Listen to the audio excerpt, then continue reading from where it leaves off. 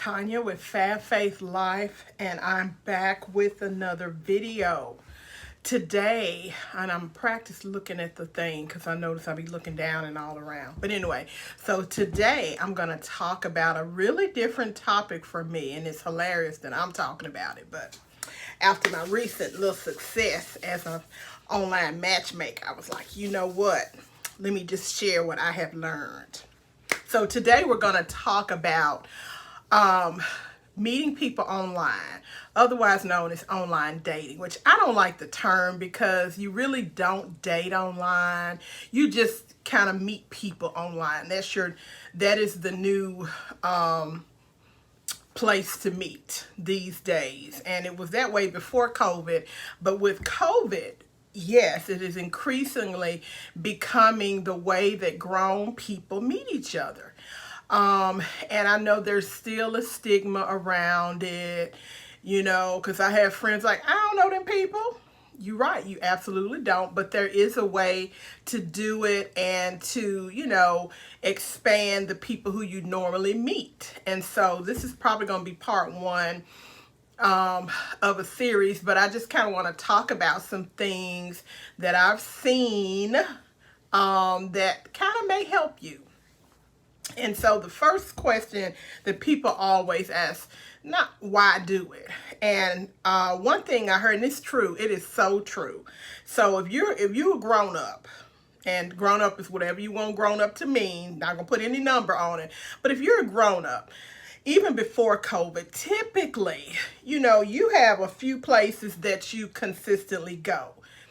Go to work, you go to church, you might go to the grocery store, you may go to the gym, those types of things. That's kind of the places that you go all the time. And, you typically see the same group of people. Not a lot of, if you've been going to, if you living in the same neighborhood, been going to the same grocery store for 10 years, or, you've been working on the same job, the people that you run into are the same people. Now, for those who are more social, you have social types of events.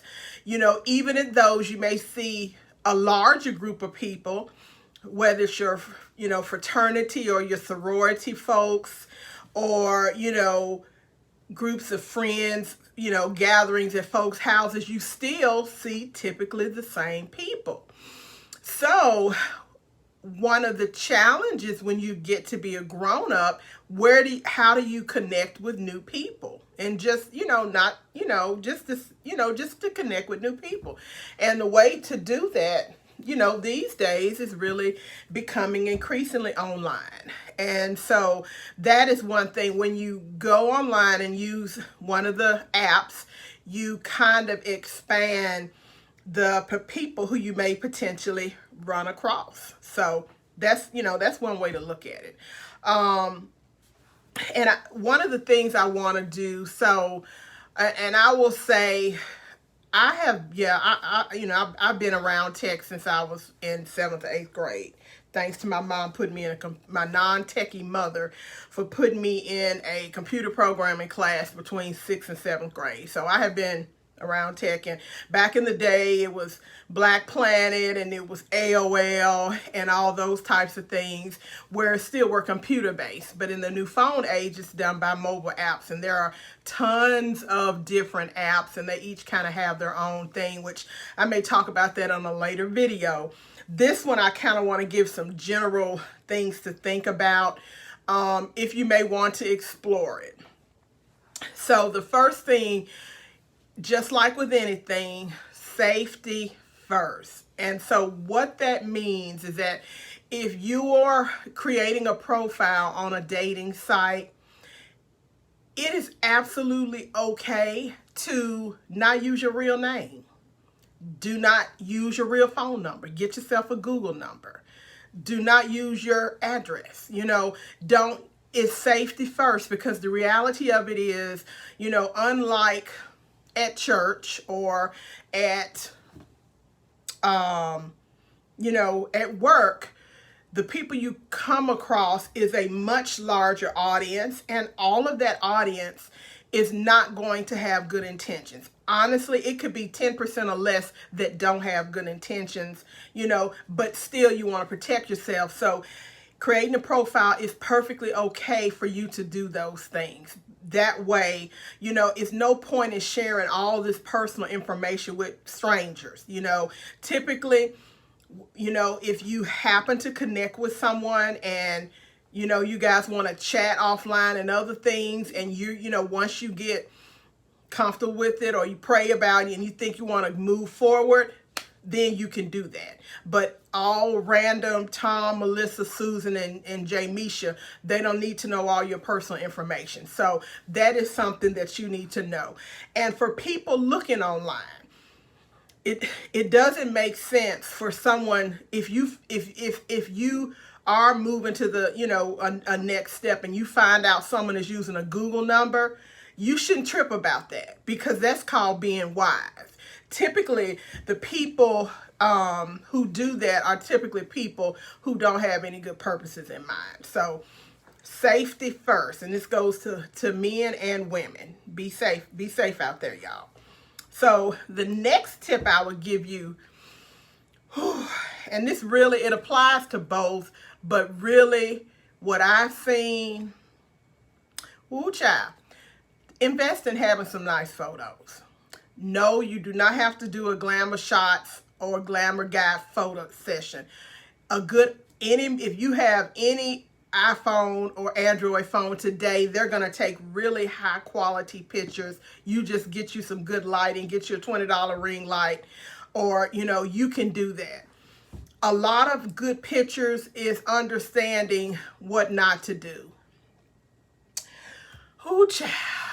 Let me get a fan on this one. Okay, how you 50 years old, over 50, over 40, grown man, and you taking pictures laying in the bed with no shirt on? I mean, really? In what world do you think that that's an appropriate picture for a grown man to be having in his profile?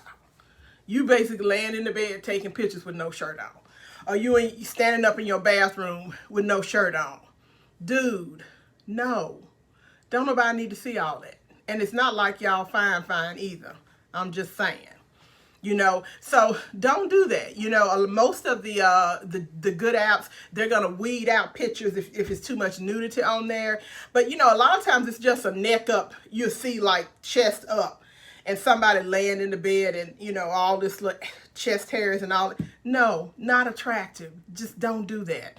Now, you don't have to have on a 3-piece suit either, but just take a good picture. If you got kids, let your kids take it for you. I guarantee you they'll probably take a better one than you will. But yeah, just think about that. Look at a nice picture, a nice picture that you'd want your mama to see, or, yeah, just a nice, decent set of pictures. And you do need a full body picture, just, because that's just, it's really probably really more for guys than women, because, I don't think we, yeah. So just really think about your pictures and how you're putting yourself out there. And think about, if you are serious and you are seriously looking for a spouse, are you, what type of person are you going to be attracted with the type of pictures you have out there, So just think about that.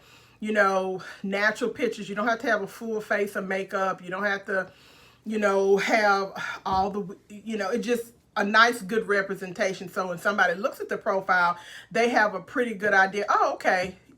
That's what this person looks like. And another thing I saw, I heard someone mentioning this, and I think this is one of my little YouTube couples that I like.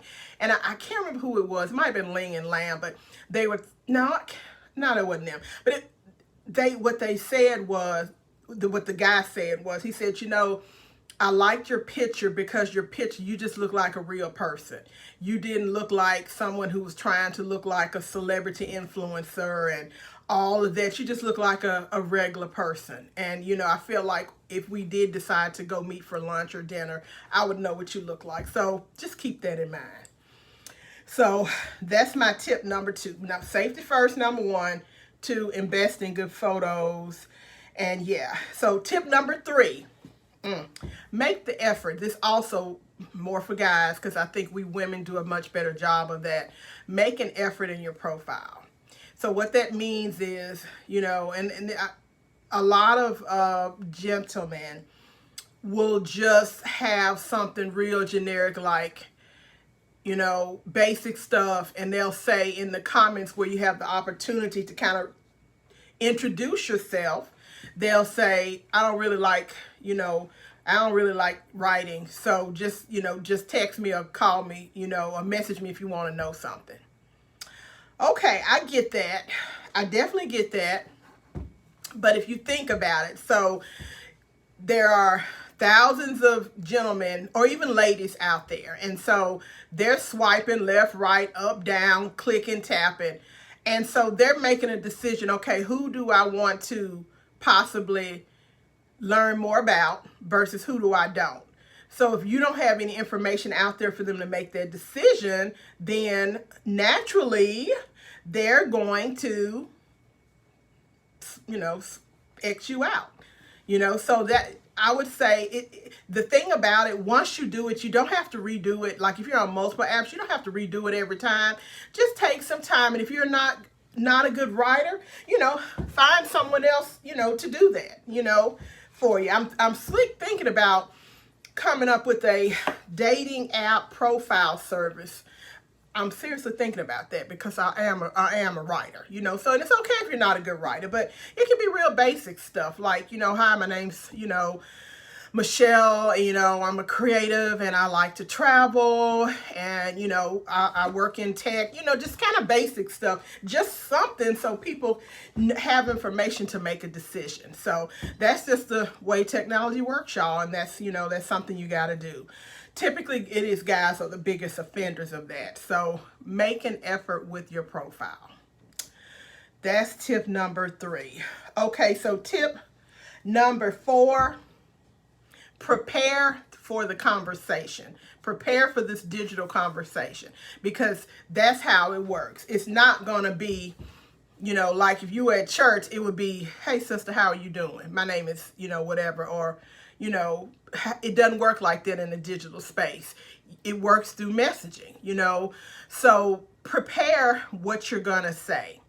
Now, I think probably most days still, it'll be the gentleman. Sometimes it's women, it just depends on you. But if it's a gentleman, the common thing, whatever you do, gentlemen, don't say, hey, beautiful. Just know. First of all, we already know that. Number 2, everybody says that, and there's nothing to go. It doesn't open up the conversation for future. It doesn't move the conversation forward. Everybody says, hey, gorgeous, hey, beautiful. Be really creative, because remember, what you're trying to do is capture the attention of, the certain type of person who might, you might have something in common with, just to talk more. And, if you say something like that, there's really only one way they can respond. Oh, thanks. And then, so think about some things, and you can Google it. There are tons of articles on kind of what to say. Make sure you have an opening statement that will cause the person to have to respond with more than just a yes or no answer. So, I'm trying to think of some examples. I'm trying to think what somebody said to me. I think someone said something to me, was like, what do you want right now more than anything? It was like, hey, I'm John. What do you want right now more than anything? And I was like, that's a good question. That, that's something that would make me think and have to, type a more detailed response. So just think about that beforehand. So you already know, cut and paste, put your questions in notes or your other little notepad. So when it happens, all you got to do is cut and paste it out of the app and, out of your notepad or your text editor on your phone or on your iPad or on your computer, and just drop it in there. And so get the conversation rolling. And yes, probably going to be weird and awkward at first, and expect some pauses because everybody's not online at the same time. So, that's just kind of normal. Don't take it personally. Probably doesn't mean anything. They could have just swiped right or left, whichever way, on you before they went to bed, So don't take it personally. Yeah, so those are my first tips, and I'll probably do a part 2 to this video. I'm really shocked that I'm talking about it, because it's like, yeah, still, kind of weird, but that's just some things that I was like, man, if I could say to guys anything, just don't do these things. Really, for guys, because, it's mostly who I talk to. I will say, don't think about dating, because like I said, you don't date on the app. There are tons of apps, and so I like being able to connect with people all over the world. I mean, love it, love it, love it, love it. So I took French in school, so my French is pretty good, but I don't know any French people here. So if I wanted to talk to someone who speaks French, some of the apps, I can change my location and be in France. And so I can talk to people in France. I was learning Turkish for the past few years, and one of my good little friends in the world, who's a Turkish person who lives in Tokyo. Hey, Mehmet. He helped me with my Turkish just by using, one of the apps. And there are a lot of language apps like Hello.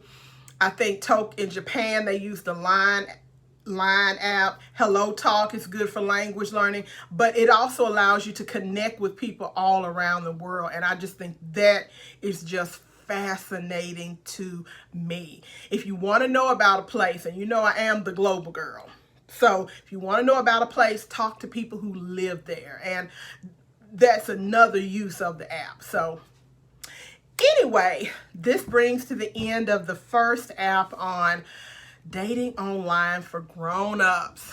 So I would love to hear your thoughts, your ideas. What apps do you like? What do you not like? If you are grown up and you've had some success, or you met your husband or wife, I would love to hear your story. So anyway, just be sure as always to like, comment, and subscribe. And until next time, Tanya, Fab Faith Life. Talk to you soon.